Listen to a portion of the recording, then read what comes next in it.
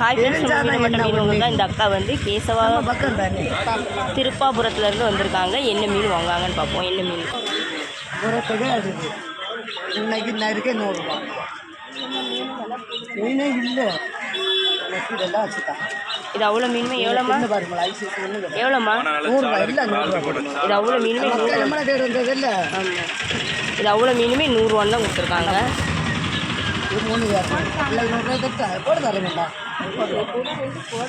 ஒண்ணுமே செத்த மாட்டாம நின்னா போகுது. என்னம்மா எக்ஸ்ட்ரா நம்ம மீன் போட்டு தான் கொடுத்துருக்காங்க. உனக்கு அடுத்ததும் ஒரு 100 ரூபா கேட்டிருக்காங்க. நம்ம அம்மா பாருங்க 100 ரூபா கேட்டிருக்காங்க. இது ஏன் 100 ரூபா?